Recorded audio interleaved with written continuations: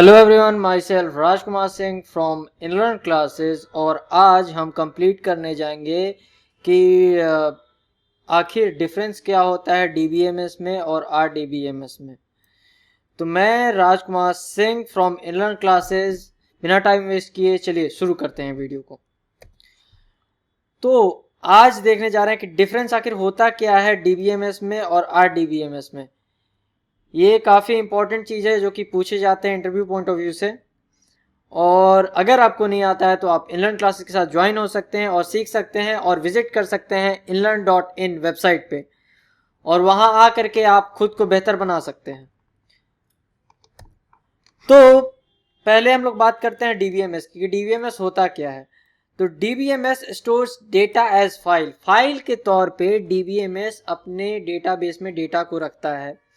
और वहीं दूसरे बात देखा जाए आरडीबीएस में तो क्या होता है, तो डेटा एक टेबुलर फॉर्म में स्टोर होता है। देन उसके बाद बात किया जाए डीबीएमएस में तो data elements need to access individually.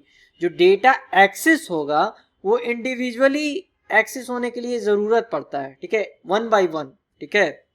और वही दूसरे तरफ हम लोग बात किया जाए आरडीबीएमएस तो मल्टीपल डेटा एलिमेंट, जो मल्टीपल डेटाज हैं, ठीक है, एलिमेंट से can be access at the same time. एक ही टाइम पे मल्टीपल डेटा को एक्सेस कर सकते हैं। डीबीएमएस में ऐसा नहीं कर सकते हैं, एक बार में आप एक ही को एक्सेस करते हैं। लेकिन यहाँ आरडीबीएमएस जो है रिलेशनल डेटाबेस मैनेजमेंट सिस्टम, ये हमें प्रोवाइड करता है कि हम मल्टीपल डेटाज को एक ही वक्त पे यूज कर सकते हैं। देन डेटाबेस मैनेजमेंट सिस्टम जो है डीबीएमएस, वो नो रिलेशनशिप बिटवीन डेटा के बीच कोई भी रिलेशनशिप नहीं प्रोवाइड कराता है।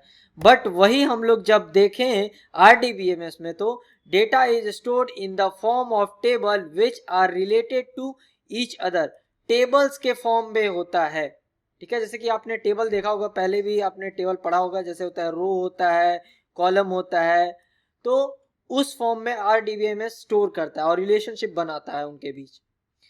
देन डेटाबेस मैनेजमेंट सिस्टम में बात किया तो normalisation is not present. Normalisation एक टॉपिक है, बहुत ही बड़ा टॉपिक है, ये प्रेजेंट नहीं होता है डेटाबेस मैनेजमेंट सिस्टम में। बट जब बात किया जाए आरडीबीएमएस में तो नॉर्मलाइजेशन प्रेजेंट होता है। अब नॉर्मलाइजेशन क्या होता है बताया ना, बहुत ही इंपॉर्टेंट टॉपिक है और बड़ा टॉपिक है। इस पे एक अलग लेक्चर मैं रिकॉर्ड कर दूंगा आप लोगों के लिए। और अगर खुद को बेहतर बनाना चाहते हैं और सीखना चाहते हैं, इनलर्न क्लासेस के साथ ज्वाइन कर सकते हैं। इसी तरीके से नॉर्मलाइजेशन क्या होता है और भी छोटी छोटी बातें हैं जो कि पूछे जाते हैं इंटरव्यू पॉइंट ऑफ व्यू से, और आप सीख सकते हैं इनलर्न क्लासेस के साथ। तो अब जब डीबीएमएस की बात किया जाए तो DBMS does not support distributed database. जो डिस्ट्रीब्यूटेड डेटाबेस होता है उसको ये सपोर्ट नहीं करता है। और वही जब बात किया जाए आरडीबीएमएस में तो ये सपोर्ट करता है, डिस्ट्रीब्यूटेड रहता है। तो मान लीजिए कि अलग अलग फाइल्स रखा हुआ है, ठीक है, उसको एक जगह करके, एक जगह एक रो और कॉलम फॉर्मेट पे तैयार करके हम लोग डेटा को रख सकते हैं।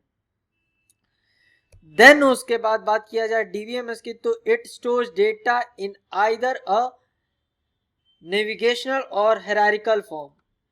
नेविगेशनल और हायरार्किकल फॉर्म में आप डीबीएमएस में डेटा को रख सकते हैं। ये पूछा जाता है इंटरव्यू पॉइंट ऑफ व्यू से कि डीबीएमएस में किस फॉर्म में हम लोग डेटा को स्टोर करते हैं। तो वहां पे हमें बताना पड़ता है कि नेविगेशनल फॉर्म में रखते हैं या हायरार्किकल फॉर्म में रखते हैं। ये दो फॉर्म उन्हें बताना पड़ता है।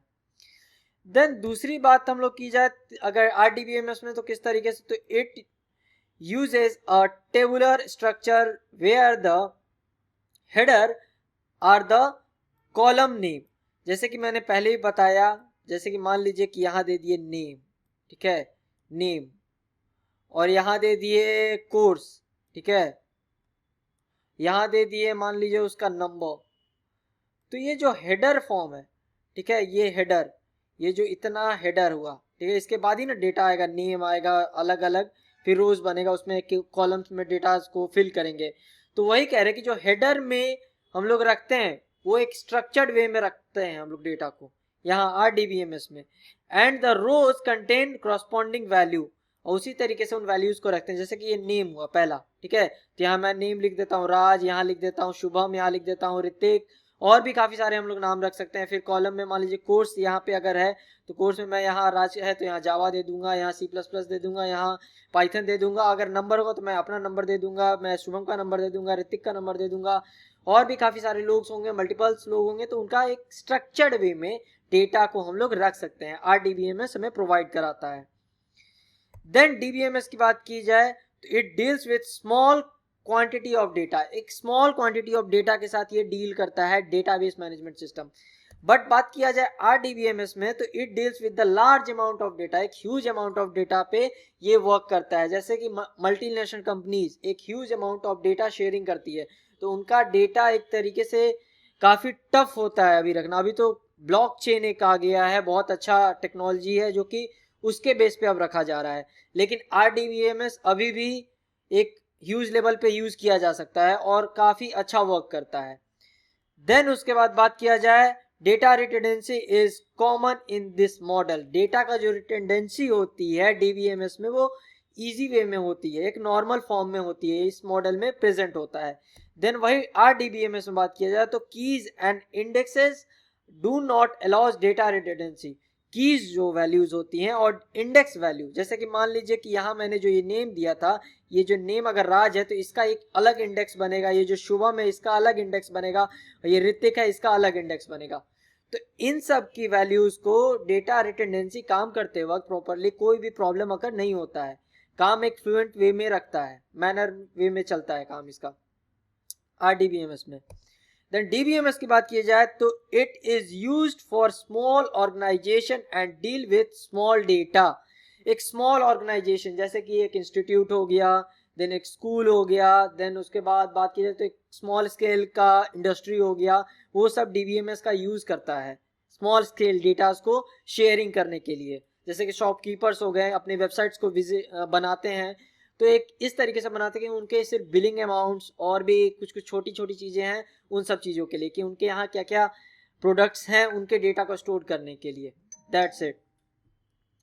बट बात किया जाए RDBMS की तो ये लार्ज स्केल हैंडल करता है। लार्ज स्केल कहने का मतलब कि मान लीजिए कि एक ही कंपनी है, उसके 10 ब्रांचेज हैं या मान लीजिए 5 ब्रांचेज हैं एक ही सिटी में, लेकिन अगर एक ब्रांच में एक प्रोडक्ट को सेल कर दिया गया और वही प्रोडक्ट सेम प्रोडक्ट दूसरे ब्रांच में भी सेल हुआ, तो उस दोनों का जो वैल्यू है, की वैल्यू, वो एक डेटा जगह स्टोर्ड होगा और कभी भी फ्लक्चुएट नहीं करेगा, एक दूसरे से डिस्टर्ब नहीं होगा वो डेटा। देन उसके बाद बात किया जाए तो DBMS में तो not all code rule are satisfied. सारे कोड्स इसमें सेटिस्फाइड नहीं होते हैं। बात किया जाए RDBMS में तो ये सेटिस्फाइड होते हैं। देन उसके बाद DBMS में बात किया जाए तो सिक्योरिटी जो होती है वो लेस होती है DBMS में, बट RDBMS में ऐसा नहीं है। मोर सिक्योर्ड मेजर प्रोवाइडेड, काफ़ी सारे टेक्निक्स इसमें होते हैं जिसकी वजह से सिक्योरिटी बढ़ा दी जाती है कि आपका डेटा सिक्योर्ड हो, किसी भी आउटसोर्स की वजह से या किसी और बाहरी, एक बोलते हैं ना एक्सटर्नल फोर्स के अकॉर्डिंगली, कोई भी तरीके का कोई भी इफेक्ट ना हो आपके डेटा के साथ। देन उसके बाद बात किया जाए तो इट सपोर्ट सिंगल यूजर। जो DBMS है वो हमारा सिंगल यूजर सपोर्ट करता है, बल्कि RDBMS जो है वो मल्टीपल यूजर्स को सपोर्ट करता है। देन DBMS जो है वो लो सॉफ्टवेयर एंड हार्डवेयर नेसेसिटीज होता है। लो सॉफ्टवेयर पे ये वर्क करता है, एक स्मॉल स्केल पे हम लोग इसको वर्क करा सकते हैं। देन जब बात हो जाती है RDBMS की तो ये एक लार्ज सॉफ्टवेयर ज़रूरी पड़ता है, एक लार्ज एरिया इसको चाहिए कवर अप करने के लिए कि एक प्रॉपर मैनर में ये वर्क कर सके।